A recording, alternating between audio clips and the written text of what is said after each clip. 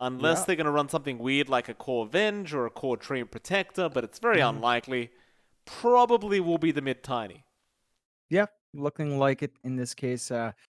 Tiny 10 mid. seconds. Now, it should be fine. As you mentioned, your Podge is very comfy in it. What I am 5 curious about now is seconds. how you split up the Venge and Treant. Both of them are not particularly selfish supports, so either one in the pause 4 is not going to be as terrifying. I believe it should be the Treant, though. So you're going to get the Meteor Hammer build up at a good point. They will stall out these pushes, and it's just another way to kind of save people from the long range ganks, right? You can throw the living armor up to even to stall out that death even further from a gank.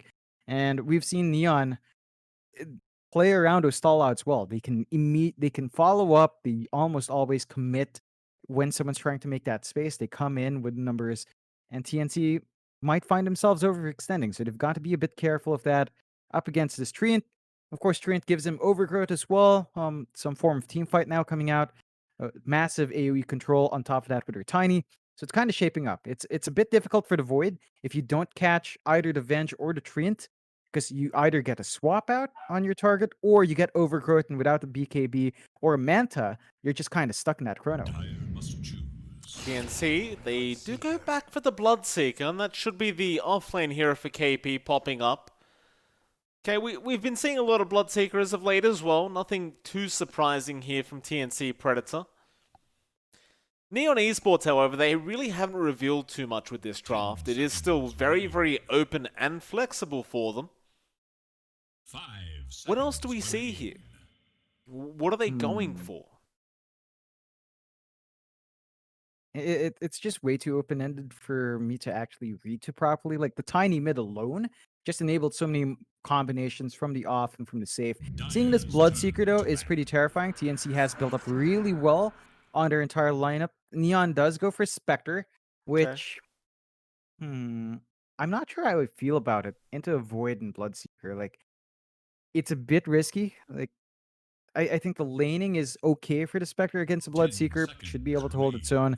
It is Neon, Radiant's I turn. suppose now we really need to see how often they want to play with that haunt. Like they don't have room for a Zeus unless it's an offlane tiny, but I don't ever think JG plays that there, so it's gonna have to be a Paj. But if you play around with haunt here, it's a longer cooldown than Chrono. At the same time, that's one way to get your 10 Spectre running. seconds. I am feeling TNC's draft a little bit more, just because we've seen 5 KP and the seconds. Bloodseeker be really effective. We've got these combos with the Snap, Faces Void, and Clock. Neon, it's not quite as lined up. There's a way to pull it off. It's just not as straightforward as TNC's draft. It certainly isn't. It is It's not Dire's really turn. a full protect one kind of draft either, Radiant's right? Like you turn to don't bank. really see the tree and protector and really roaming around with the team and making plays Mm, happen most of the time, in most drafts anyway. mm. Wondering how they are going to be making the space for this Spectre for Skem. Dire's turn to pick. Right now, they are still appearing to lack an offlane hero for Neon. Still potentially could throw the Tiny offlane or even the Venge offlane and run the Tiny support. Mm. I It's think still just very TNC, open. I think they think it's a trade 10 off. They banned out the seconds. Pango and the Silencer. Those both look like Radiant play hard heroes. choose. Expecting the JG Treant. Venomancer. Now, the Venomancer is even more confusing here. Hmm. Treant plus Veno is pretty potent. They have ways of indefinitely stalling out tower pushes with living armor plus the Veno wards. I don't know how I feel about it though. Like Overgrowth plus Poison Nova is nice. 10 Tiny to seconds follow up. remain. Spectre, once you're big enough, can kind of handle the rest. It's 5 just that if TNC seconds does remain. land these Chronos, or at least land the hook shot cogs into the kisses with Blood right on top, that's just going to instantly burst heroes down constantly. And they've got this Void Spirit for RML. Make the We've seen him ultimate dance around in choice. this hero. The draft does look a bit better here for TNC in game number 2. It does. We did say the same thing in game one. That's the thing. I don't know how confident I feel saying that anymore. It's it is the Yopaj Tiny. Of course, Skem going to be onto the Spectre, and JG is going to play that off lane of Venomancer. Now, in terms of laning stage, we know the Veno does make it very hard for the Void. So there's Mm. that. That should be a very nice lane for Neon Esports. In terms of that bottom lane as well, or rather the top lane in this case for Neon Esports, the Spectre up against the Bloodseeker. You already talked about it, but I don't really see a way that they slow down the Spectre too much in terms of farm. You can certainly be a little bit annoying here in that offlane as the Bloodseeker and the Clockwork, but overall, in terms of killing off Skem or slowing him down too much, I don't know if I see it here for TNC. Nah, definitely not early on. I think you're looking at later levels. I mean, you can't really stop a Spectre, right? Not with a Clockwork. You just get the Spectral Dagger out.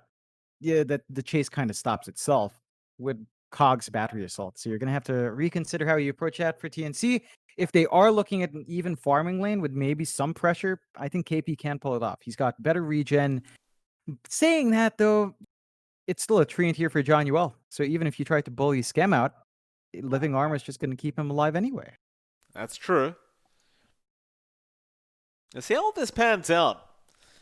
It is very, very hard for me to really argue which team has the better draft just based off what we saw in Game 1. But I'm kind of sticking to my guns here. Like, TNC do look stronger just based off draft. It's just that tiny Inspector that scare me for TNC Predator. Gonna be one of those games where your Parsh has to pop off again, though, John. He can't afford to have a bad game on the tiny.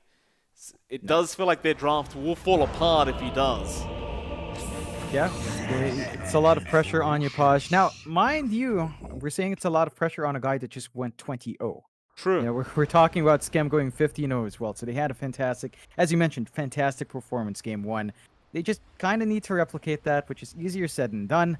But it looked so dominating earlier. I think this time, that highlight, as you mentioned, is on mid. Armel needs to absolutely dominate that tiny with his voids. Like, you can't allow your Podge to have a smooth ramp up to his 6, to have a smooth ramp up to his Blink. That's going to be the key timer for your Podge. Blink Dagger for the Avalanche toss combos. Once you have that, all the space in the world is going to be bought out. And you know, it's not something you can afford to do. TNC, for their part, there has to be a little bit more farm history. Look at this, Mike. Whitemon. Look at Whitemon. He's done it. He's doing it. He's doing it again. Whitemon, how dare you? That's a key to victory, Mike. Maybe this time TNC's got the good juju going because of this. How does he do it, though? 30 seconds and counting. He's got a pattern too, John. We've gone over this. He always breaks the left side trees and then just starts doing this where he goes to the center, he goes to the right side, he breaks all the trees down like that. Until this day, I can't figure out why he does it. I have no clue. Like, it's not for wards. It's not for any control. I think it's good luck. I think it's a good juju. You know, this is how he gets his APM up.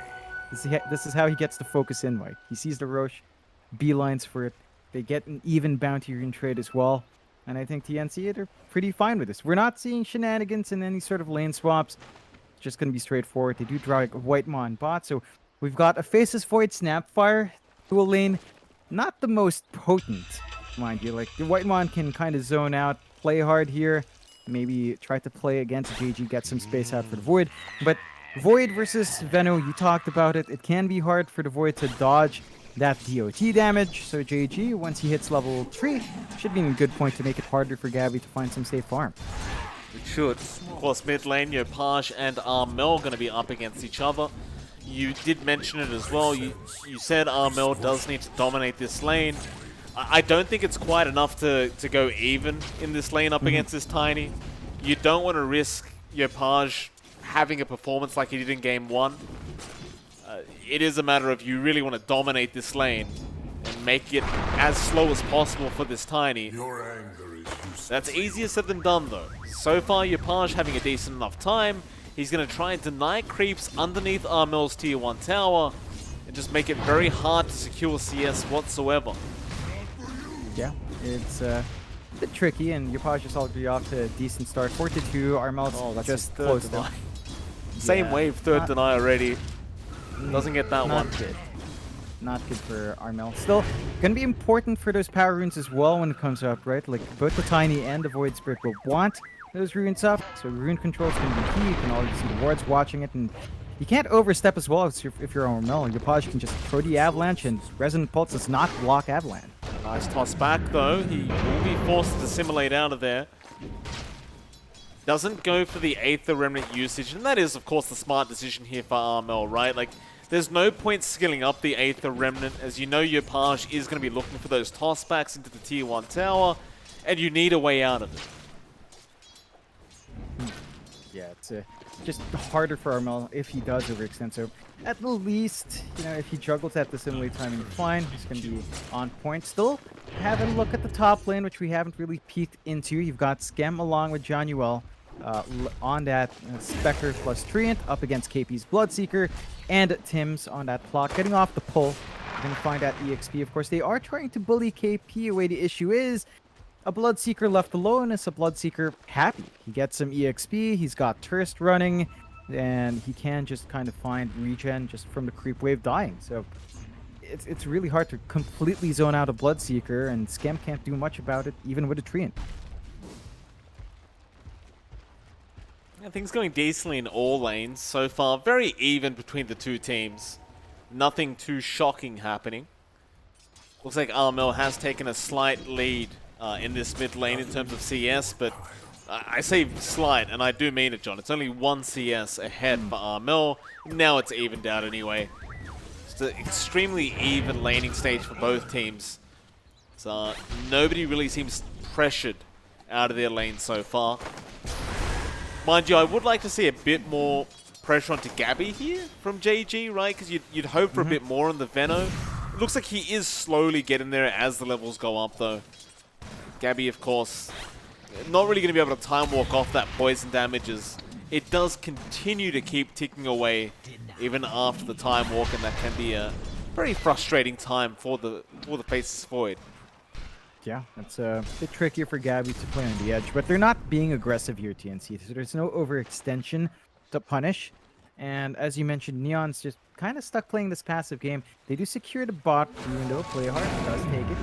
RML forced to dissimilate again. Yopaj try to predict where he was going to go, but nice CS there from Yopaj. Just throws the tree for it and does get it. Those little things that can really add up over time, and I do like seeing those kind of little plays being made. Meanwhile, Tim's gonna rotate on the clockwork, barely kind of missing out on that courier. Might eventually be able to catch up with that Windlace he does have.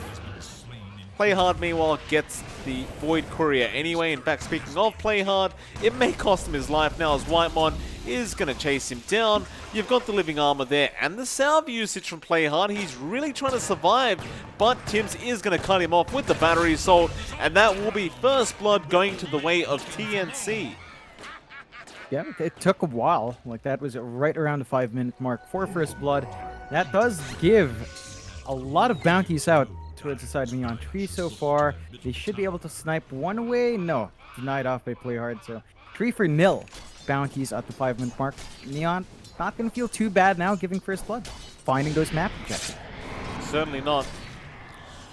You look at Skemjon up at that top lane. He is freely farming on this Spectre.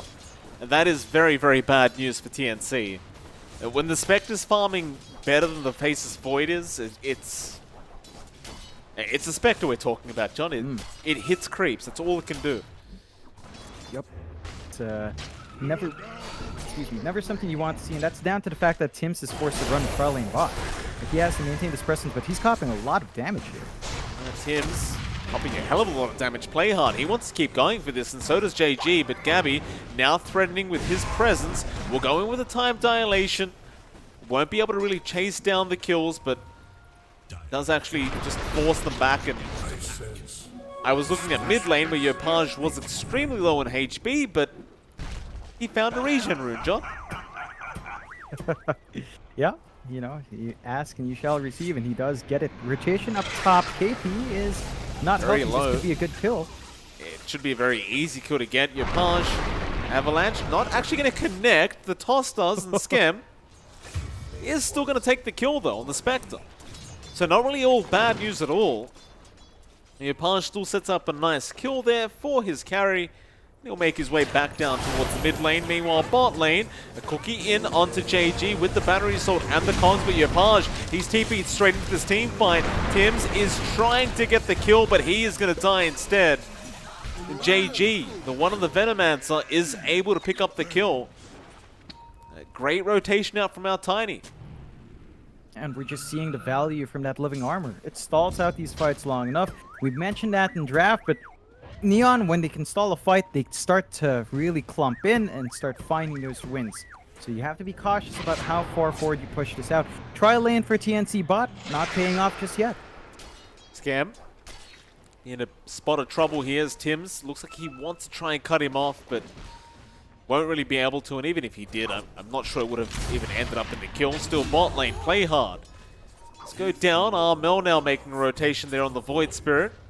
Does help set up that kill on the Venge, and towards that top lane, Genuo now getting caught out by Tims and KB. Be a bit of a slow process here, but they should eventually kill off the tree, and they do. But now the payback is coming. Yopaj. It's going to rotate in on the Tiny. We'll spot out KB, and that's a much better target than Tims anyway. Avalanche Toss going to be out, and he just walks away. Cool guys do not look at explosions. Yopaj back into that mid lane. You're pretty happy if you're a Tiny 102. Gonna have Gabby. to ramp up, though. Yeah, gets a nice chrono off the JG, but doesn't really have the damage output yet. JG's going to go for a run, but the bash does come in just in the nick of time. Still the haunt in now from Skem. They should not have the damage to finish off Gabby, and he will taunt them on his way out.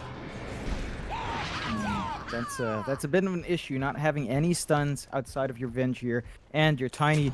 So 2 escapes coming out, not finding the punishment. As you mentioned, good chrono out for Gabby. Not the biggest kill. It did take a while, but you found a kill. Gabby as well is forced to go for this Hood of Defiance build, so it's not Mask of Madness. He's going to have to go defensive. They can play around with their other spells instead, but this does indicate that Gabby might want to play with a Chrono Snapfire combo that we've been talking about. Mel going to show his face up at that top lane, trying to chase down the Venge, but isn't able to really close the gap, and wasn't really worth diving tier 2 towers for it. So we'll just join KP up that top lane and start trying to get that push going on that tier 1 tower. Got Tims around the corner just in case they want to start a fight. But Neon seemed quite uninterested in that and rather want to try and push down that bottom tier 1 tower. But it is going to be a much slower process here for Neon, as you do only just have the Spectre and JG on the Venomancer. It's going to take quite a bit longer. TNC, they can afford to come down here and try to defend if they so wish. Yeah, and they've already got Whitemon hanging in the back line. It's just a couple of creeps away from the 6 as well. So this is going to be really good timing for TNC if they go for the defense, but looks like they're not. Level 6 is up in Whitemondo. Could try to do a Kisses play if he wanted to. They're not going to bother. You hold out for now. Top lane, Mel still hanging around there with an Invis rune now. Really desperate to try and find some kills here on these supports of Neon, but they are being rather sneaky. Mel not really able to catch a break here, just doesn't find a target. Back down to the mid lane for him, where they might try to set up onto Play Hard. Gabby around the corner as well, but Play Hard. Good game sense to just remove himself from that situation. In fact, it wasn't even game sense. Armel was running past sentry wards the whole time. He did spot him out. In fact, Yopaj now. Avalanche toss out, and it's a tough one for Armel. It's not going to be a nice pill to swallow. No, it just sets him back even further on that. Void Spirit is lagging behind our Tiny, but it's just a small amount. But he has wasted a lot of time walking around. They do catch out JG down that bot lane at least, but KB is also going to get caught on the Bloodseeker. Genuel the one to take that one on the Tree and Protector, and now Skem is also very, very low, but he's just farming Ancients. Nobody was onto him. Yeah, it's an interesting build here from Skem. Blade Mail Rush on that Spectre. Not something we see too often from a Spectre that has been free-fall. I think we see it when they're behind. Now you do, John. I've It's actually been consistent, actually. Gabby, Chrono, mid lane, is going to go on to Yopaj. He's going to be alright. The living armor is going to be enough to allow him to survive. And meanwhile, Skem, he haunted in onto Whitemon. Does manage to get a nice, easy kill. And that's one thing as a Snapfire. Is you've always got to be concerned about this Spectre. Yeah, just Haunt Blades coming in. Really good use of that from Skem. And I'm guessing Blade Mail is the maiden now, is it? Yeah, according to Europe it was. Wow. Nah, play hard, swap out. Looks like JG gonna be alright. They do eventually kill off play hard, but it's not. It's still okay for Tims to go for that. I wouldn't really advise giving too many kills away right now to Neon as they are starting to ride that momentum. Page for a toss back does get ruptured up. He needs to find a way out of this, but looks like he has gone too far. TNC will be able to punish him for that. Yeah. Draws it out 7-7. TNC's going to be pleased in the end with the results of that. Yopaj just pushing it a bit too far. Needs to wait for that blink to really jump the back line. Just about 800 gold off, and once you've got that, you're in really. But the pace of the game is rather even. I think I'm looking at Gabby. He's also going for a Manta style after that Defiance. We are seeing Skem go for that exact same item next. John is, of course, on the pause 5 tree, and so we're not seeing anything like a Meteor Hammer come out, but he is still being highly effective in shoving out these waves, even with just level 1 Nature's Grasp. It's just enough to stall out those pushes, which is what you want with the Treant. The next big things to come out here for TNC has to be the build-up on Armel. Yule still being saved up for, not quite there yet, and once you've got the Yules, you can at least set up, find some solo kills, and TNC, they are smoked up, trying to make something happen. Well, they're going to run into play hard again. Play hard going to get scouted out. Tims, he'll go for the hook shot.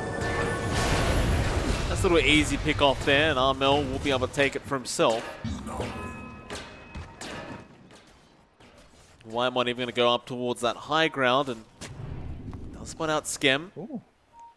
Nice deep ward off, but Skem does spot him out now. They know he's placed the ward somewhere. Whitemon will go for a bit of a run. Tims also there to try and help him out. Blade Mail is going to be activated by Skem, and they might lose 2 instead of 1 now as Tims. He's caught. Whitemon is going to go for the Mortimer's Kisses onto JG. JG should eventually just die, and does.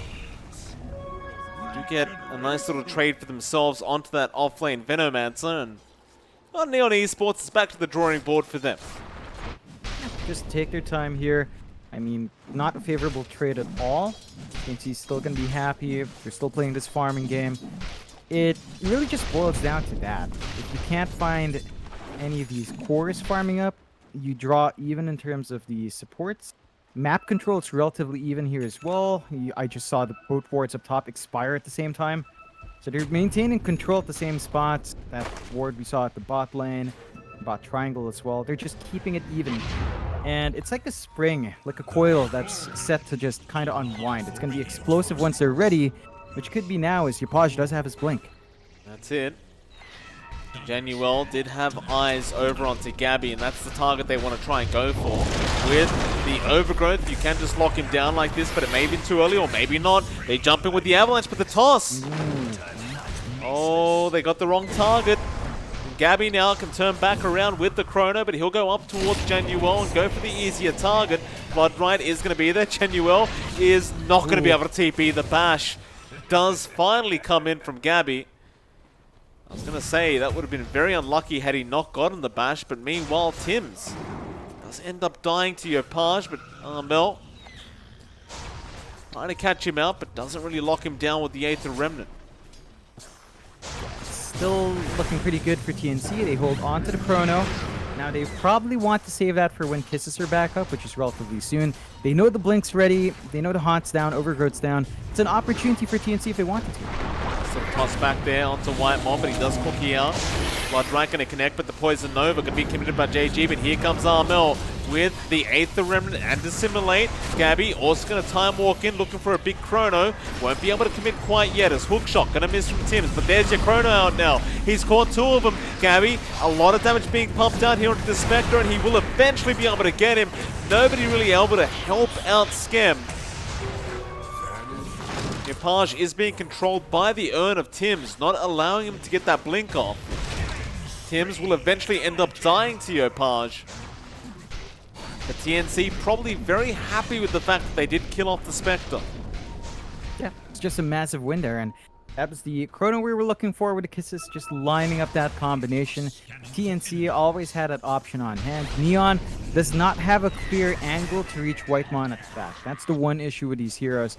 It's down to really just Yopaj to sneak in there and cancel off the Kisses, and that's a job easier said than done for the Tiny. Now, they do hold on to their mid-tier 1. You're seeing the Treant effect come into play. They're healing it up and kind of undo the damage there. So they hold on to their objectives, and TNC, well, they do have a slight net worth lead now, 2k up on their end, but you would want these objectives to start falling as well. As you stall out, you know, the Treant just gets more and more value from keeping this game prolonged. Yopaj sees Tims, but realizes he might be in danger here. Tims does have the hook shot. Armel, let's get the Yules off. Cookie, however, really going to be off target here, but they've got the control into the Tiny. Yopaj, just a bit of a sitting duck, and does eventually end up going down. It's really not great news for him on that Tiny, as in terms of net worth, he has dropped off quite a bit. Armel is starting to really take over now in this Void Spirit. As well as that, John, Gabby's net worth has also skyrocketed. Yeah, they've gotten enough space out for our Faces Void to really just free farm. The investment in this Hood of Defiance has saved him more than once now, which is absolutely great for Gabby. Neon at this point, they've got this weird draft where there's some momentum-based heroes here, like JG's Venomancer, and Yopaj's Tiny. They needed to play fast around these heroes, but at 18 minutes in, it does feel like they've slipped that momentum out. Now it's all about stalling. Stall until Schem is big enough to really handle everyone else, and that's a ways off. Like, the Manta style is almost done, 800 gold away. After that, we're looking for more items coming in, and he already pointed it out, but Gabby is actually ahead of the Spectre as well. So Neon kind of needs to find an angle, maybe try to get that pick-off game still going with Yopaj. It's been a lot slower for the Tiny than we'd expect, and his build-up as well is more utility. 4 staff into Yules for Yopaj means our damage output is not going to be as bursty as it can be. We do see this a lot from Yopaj, though. He does tend to go for these utility builds on these Tinies, and always makes for some very entertaining plays, especially with the 4 staff and tossbacks. TNC, though, smoked up there with Armel. He's going to astral step into JG. Nice swap out, though, from Playhard. He's going to save his life for now, but there's your Rupture round, and Gabby wants to make the chase happen. Now the Haunt in from our Spectre. Schem does finally make his way in, as Gabby does have the Chrono, but doesn't want to just commit on the Spectre. But now Armel's still trying to run. Gabby needs to help out and does finally jump in, but Scemmy is going to turn back around, and Yopaj does get Armel. Gabby is getting low, blinking into Yopaj with the Chrono now. Gabby, do they have the damage output? I don't believe they will. Yopaj, he'll survive it with the 4-star out now. Ooh. And the Overgrowth. Schem back in with the Cox out. Not really helping TNC, and they are just going to go for more. Whitemon glimmered up, but that is only going to last so long, and Yopaj has eyes on him. He wants the cookie. He will get the cookie, but Schem will go for a dive into the tier 3. A Glimmer Cape will eventually end up just saving Whitemon. Still a great team fight out from Neon Esports, however, and TNC not going to be too happy with how that one went. In fact, Gabby, he's still fighting here, but Yopaj going to be there to just cut him off. Genuel still in trouble, Yopaj. That's the wrong target to toss back. It still kind of works, though. Genuel is on the run, still surviving.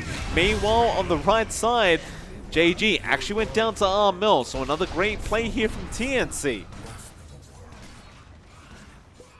It's a very back-and-forth game. Yeah, they're not cleanly finding anything to catch out Schem.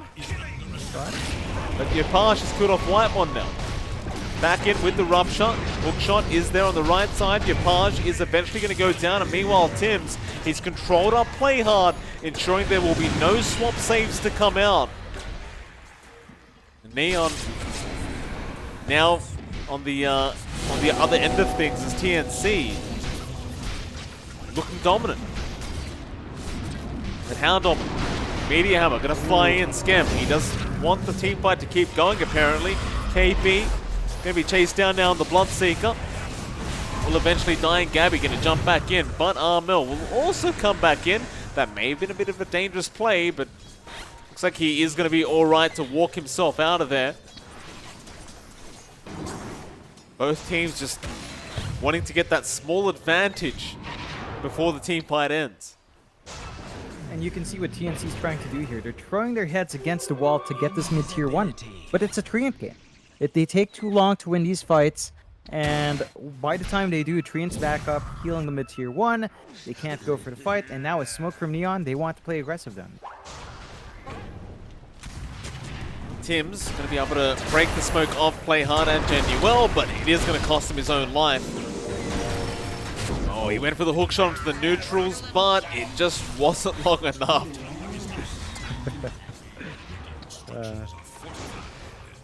Back into that mid lane, both teams fighting once again over those tier 1 towers. Play hard, going to squad out Whitemon with the horn back in from Skem, and now the overgrowth down. Yapage going to go straight after Armel with the Meteor Hammer to fly in from Januel, connecting onto 2, but KB and Armel both going to make a run for it. Skem on the chase. They might just get KB here. Gabby does have Chrono, but again, doesn't really want to commit it onto the Spectre. And eventually, Neon Esports, they do manage to get that tier 1 mid tower and a couple kills for themselves. Yeah, it's just a brutal back and forth from both sides. Finally ending that stalemate mid. So you've got a tier 1 mid tower advantage here for the side of Neon. That enables them to perhaps start digging into this jungle here on TNC's end. For TNC's part though, they do have wards watching for now, that entrance, so they should know when someone's playing around that area, but not for too long, as at least one of the wards will expire. Now it's, again, back to that farming game. Skem saving up for the Diffusal. So Diffusal Manta is the name of the game here. Once you've got that, you can definitely run down to Faceless Void. You'll have to watch your mana management here if you're Gabby.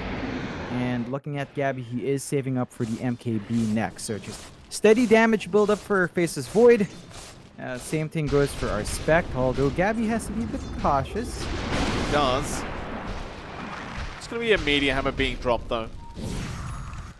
Not too big of a deal. And of course, Armel now does have the Aghanim Scepter up on the Void Spirit.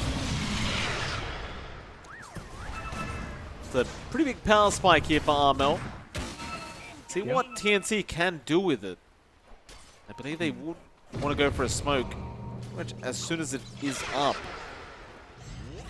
They want to reveal it. The silence is going to mess up Neon. They don't really have defensive items. They still don't have the Yules up on Yapage.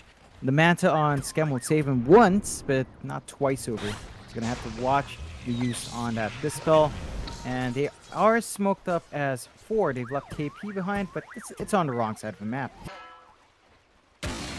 Mind you, this smoke that they're going into, there was a Diffusal plate just picked up by Skem. So he's got a bit of a surprise item of his own now on the Spectre.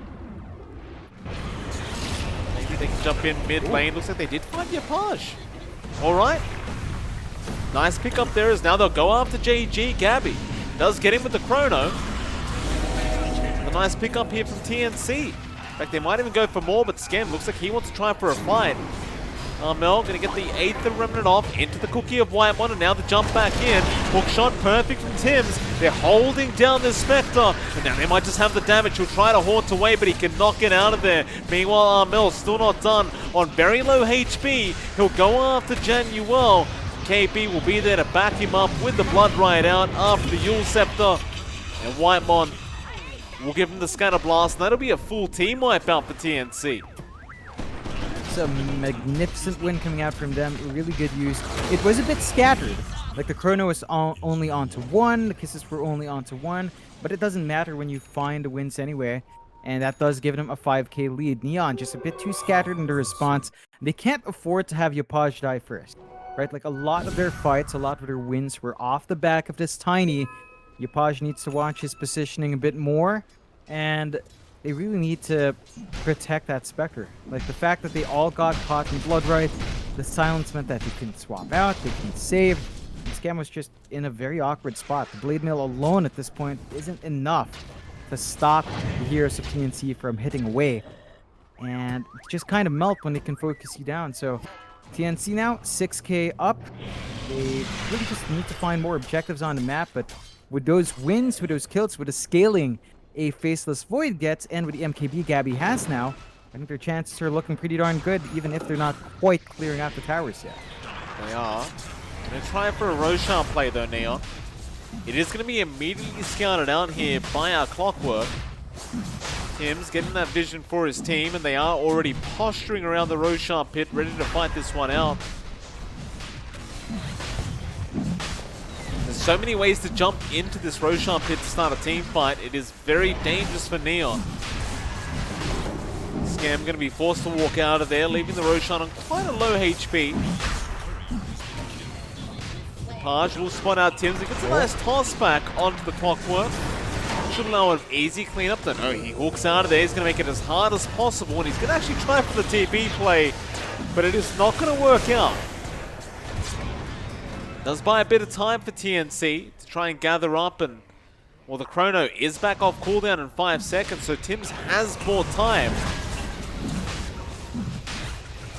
Neon still have to be careful with your Paj jumping back in. Still, the Haunt is going to be there. Gabby, he'll make the chase onto the Tiny. Haunt out of the Roshan pit. They'll go after Armel, but he'll be alright to just jump out. And now Gabby, a 3-man chrono out. He goes straight after that Tree Protector, and now the Mortimer's Kisses to fly in after JG, after Play Hard. There's already 2 down, but they'll buy it back on that tree, and Januel back in with the Overgrowth. Skem getting to work onto Armel, but Gabby is still cleaning up on that Void. This is looking really bad for Neon. Or maybe it's not. Skem, he'll try to turn back around now with your Paj on the Tiny. They'll chase down KP. Gabby is very low on mana, but he'll go back in for another team fight. He's falling low. He needs time to walk out, but Armel now going to jump back in on the Void Spirit, back onto Skem, and he does end up getting the Spectre.